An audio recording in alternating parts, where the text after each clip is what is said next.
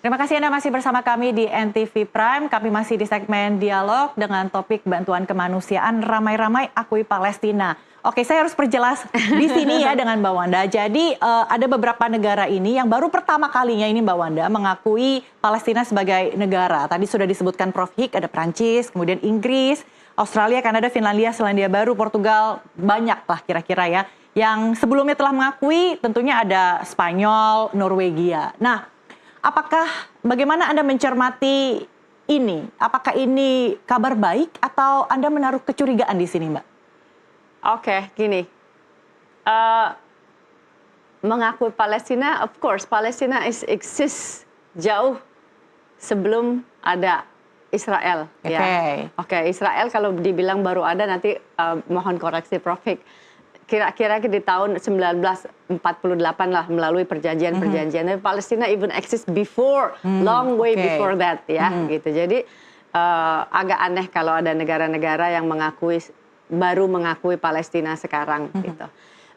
Kemudian yang kedua, bahkan Palestina juga berperan dalam kemerdekaan bangsa Indonesia ya, gitu. Itu juga harus dicatat sebelum kita merdeka aja udah negara Palestina udah ada. Kemudian yang kedua kalau saya sih perlu dicurigai motivasi mengakui Palestina sekarang ini oleh negara-negara sekutu. Saya bilang negara-negara sekutu itu apa? Negara-negara yang gini, Israel tidak akan bisa membantai Palestina, systematic genocide, sistematik loh, bukan sporadik genocide ya, sistematik dengan perencanaan yang luar biasa dari satu perjanjian ke perjanjian lainnya sehingga sampai di titik Holocaust seperti ini ya, dengan di titik militer yang besar seperti ini, sampai ke titik sistematik genocide, sistematik ethnic cleansing secara sistematik, dan ini nggak mungkin terjadi kalau tidak didukung oleh terutama UK dan US, Amerika dan Inggris ya. Kalau kemudian tiba-tiba mereka ingin mengakui Palestina, it's something fishy, something fishy ya. Jadi Anda tidak merasa ini akan menjadi tanda berakhirnya penderitaan rakyat Palestina? No, kalau menurut saya it's something fishy gitu, terlalu is too good to be true gitu ya. Tapi pasti mungkin Prof.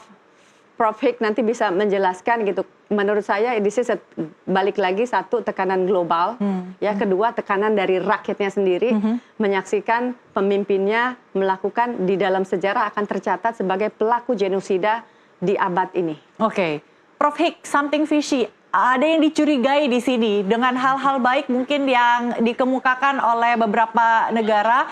Pada September nanti akan mengakui kedaulatan Palestina. Anda setuju kalau misalnya ada yang patut kita cermati, kita curigai di sini?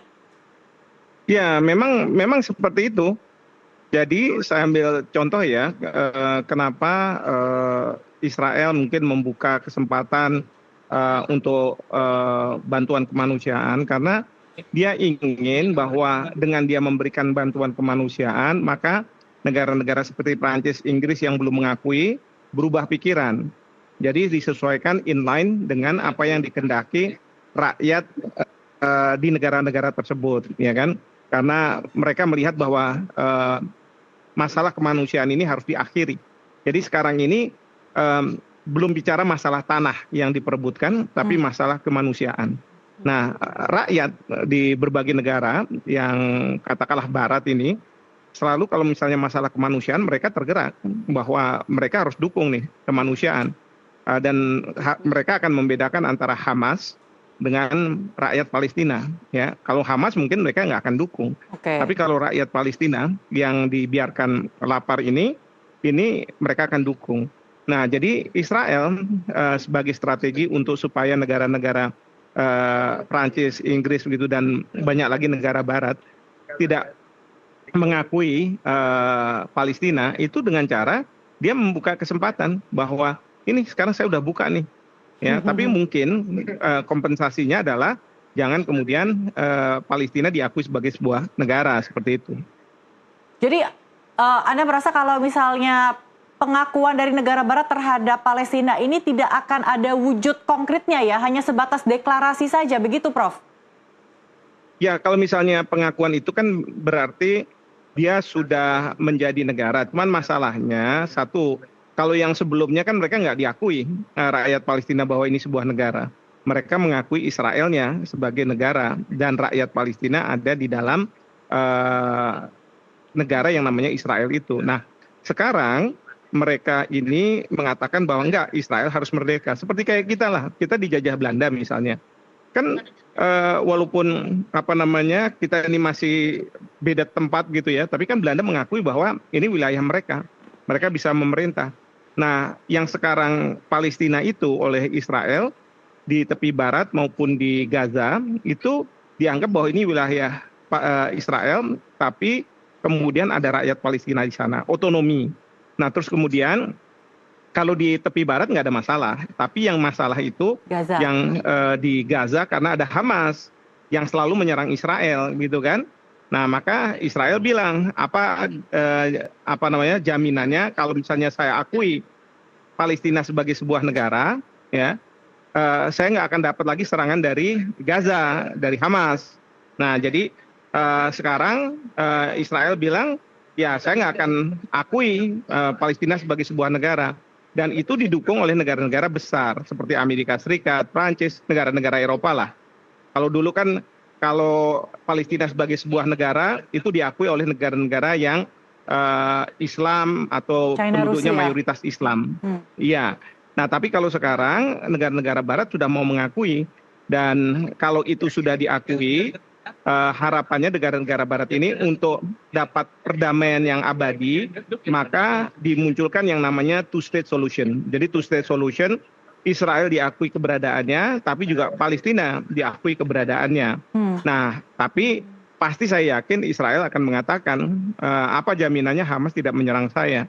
Nah, makanya di sini kemarin itu kalau saya nggak salah di PBB, pertemuan antara Arab Saudi dengan Prancis yang disponsori banyak negara, itu negara-negara Arab ya, mereka mengatakan bahwa sebenarnya Hamas yang harusnya dilucuti juga senjatanya.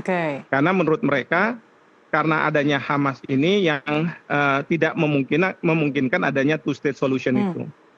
Oke, jadi isunya adalah ketika ada Hamas ini maka perdamaian ini sepertinya tidak akan terwujud. Dari yang disampaikan Prof, artinya ketika pengakuan oleh negara-negara Barat terhadap kedaulatan Palestina juga harus dicatat ya wilayah-wilayah mana saja yang diakui sebagai bagian dari negara Palestina ya Prof, termasuk Gaza. Dan dengan catatan kalau Hamasnya ini dilucuti senjatanya dan perangkat militernya. Iya, itu. Jadi gini, kemarin itu ya, pada waktu Hamas menyerang, katakanlah gitu, orang tahu bahwa ini bukan Hamas sendirian, di belakangnya ada Iran. Maka kan Israel langsung menyerang Iran. Tapi kemudian Iran menyerang balik. Orang mengatakan, tadi kan Mbak Wanda bilang, secara politik susah, secara hukum susah. Nggak ada yang bisa, karena memang yang berlaku hukum rimba. Siapa yang kuat, dialah yang menang. Nah, terus kemudian ada serangan dari Iran.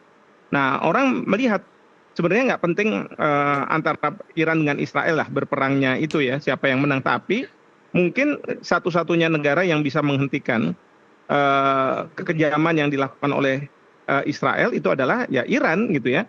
Tapi kan kemudian akhirnya kedua negara melakukan gencatan senjata. Nah, dengan adanya gencatan senjata, sekarang Israel masih terus melakukan serangan ke Gaza.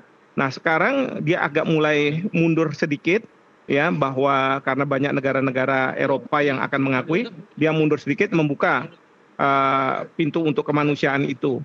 Nah, tapi masih dia yang ngatur gitu kan. Nah, bukannya tidak mungkin kalau misalnya ternyata negara-negara ini sudah tidak akan mengakui Palestina, nanti dia kencengin lagi gitu kan. Karena tujuan akhirnya adalah Gaza itu bisa dikuasai oleh otoritas Israel. Karena sampai hari ini yang namanya Israel itu walaupun mengakui bahwa Gaza itu wilayah dia gitu ya, tetapi dengan adanya perlawanan dari Hamas, dia tidak bisa efektif ada di Gaza seperti itu. Oke.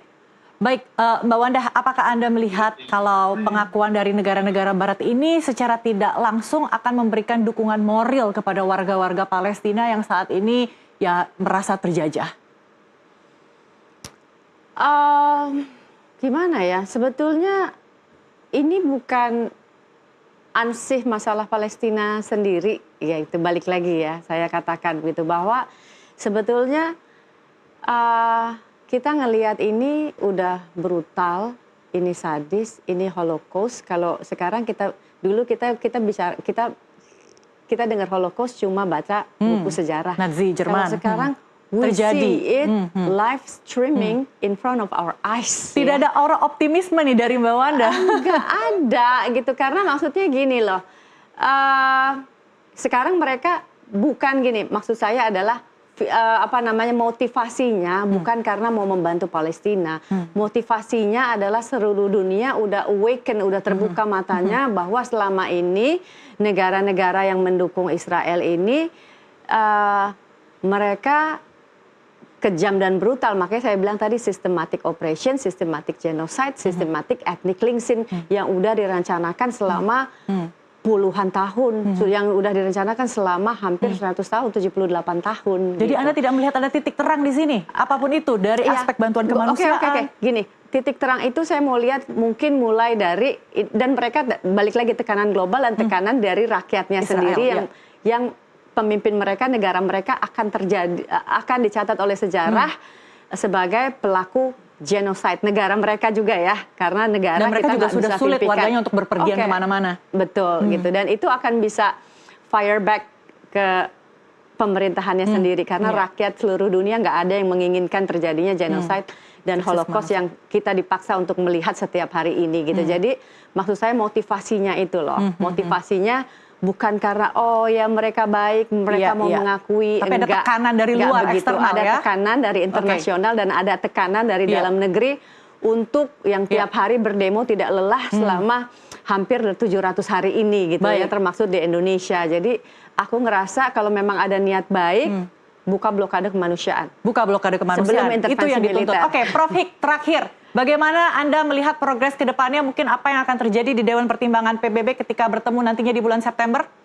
Prof Hik, masih bersama kami kah? Saya sih nggak melihat ada progres yang signifikan ya. Tidak ada Itu yang progres? saya khawatirkan. Ya, tidak ada progres yang signifikan. Karena apa? Karena selama Israel kan 3 tujuannya. 1, perang yang gara-gara bulan Oktober, 7 Oktober itu. 1, Sandra harus dibebaskan. Nah, sampai sekarang Sandra masih belum dibebaskan. Kedua, pejabat-pejabat yang menentukan di Hamas itu harus dihabiskan. Yang ketiga, Gaza harus dikuasai. Nah, ini yang Gaza yang harus dikuasai ini yang akan lama. Dan itu nggak bisa diselesaikan dengan misalnya negara-negara Eropa sekarang mengakui dia masih tetap bersikuku di situ, ya sudah, tidak akan ada progres itu. Tidak akan ada perdamaian ya kalau Gaza ini tidak dicarikan solusinya. Baik, kita mudah-mudahan apa yang diupayakan oleh Mbak Wanda, kabarnya juga dalam waktu dekat akan kembali berkunjung ke Palestina ya, setelah sempat ditolak perbatasan. Perbatasan.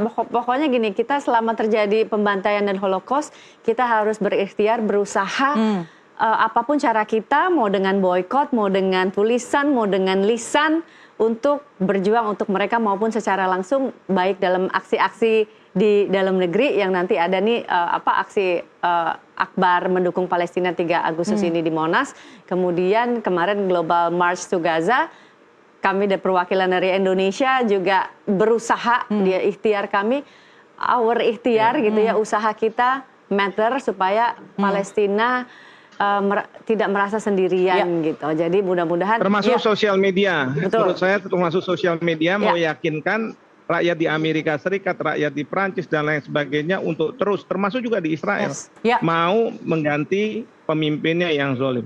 Baik, saya yakin dengan ikhtiar dan aksi-aksi kemanusiaan ini, maka kita semua bisa membentuk satu tatanan dunia yang lebih adil, lebih merata dan berkelanjutan. Terima kasih Prof Hik, terima kasih Mbak Wanda yang sudah berbincang bersama kami di NTV Prime.